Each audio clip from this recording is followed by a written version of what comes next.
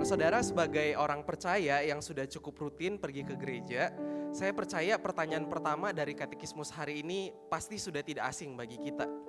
Mengasihi Allah dan mengasihi sesama merupakan jawaban yang diberikan oleh Tuhan Yesus sendiri untuk merangkumkan keseluruhan dari hukum Taurat.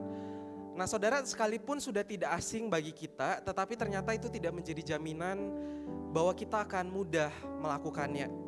Sebaliknya, katekismus hari ini juga mengingatkan kita bahwa kita tidak akan mungkin mampu menghidupi tuntutan hukum Taurat tersebut secara sempurna, yaitu untuk mengasihi Allah dan mengasihi sesama. Dan bukan hanya tidak akan mampu menghidupi tuntutan tersebut, ironisnya katekismus hari ini justru memberitahu kita bahwa pada dasarnya kita akan membenci Allah dan sesama kita. Pertanyaannya adalah, mengapa demikian? Saudara, jawabannya adalah karena dosa. Dosa membuat kita cenderung untuk mengasihi diri kita sendiri, fokus pada diri kita sendiri. Kita ingin kita yang menjadi terutama, menjadi fokus utama.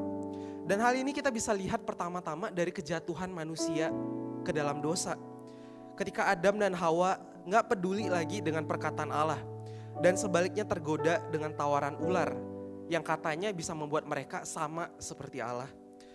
Jelas ini merupakan natur dosa, di mana manusia lebih mencintai dirinya sendiri. Saudara, kalau kita mau jujur dengan diri kita hari ini, saya rasa kita juga akan menemukan hal yang sama. Kecenderungan-kecenderungan yang sama juga ada pada diri kita.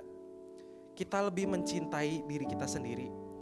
Hal ini kita bisa lihat misalnya di dalam pencarian dan rasa bangga akan apresiasi dan penghargaan yang orang lain berikan atas pencapaian-pencapaian kita.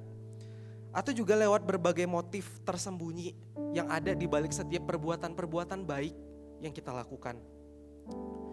Saudara, padahal Allah jelas menuntut kita mengasihi Dia dengan segenap hati kita, dengan segenap jiwa kita, dengan segenap akal budi kita.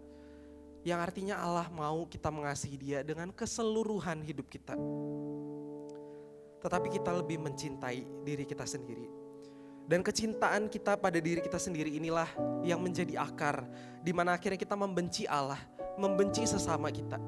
Kalau Allah dan sesama itu sudah mengganggu kenyamanan diri kita, mengganggu diri kita sehingga kita gak jadi fokus utama, kita akan membenci Allah dan membenci sesama kita.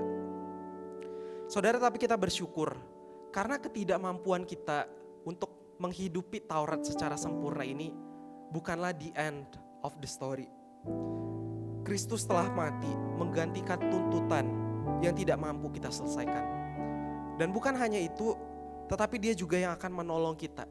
Kita yang sudah percaya ini, untuk sedikit demi sedikit mengikis kecintaan pada diri kita dan menolong kita untuk mengasihi Allah, mengasihi sesama dengan keseluruhan hidup kita. Saudara, maka mari kita belajar bergantung pada Tuhan, memohon pimpinan Tuhan di dalam keseharian hidup kita. Kita mau sungguh-sungguh belajar mengasihi Allah, mengasihi sesama kita.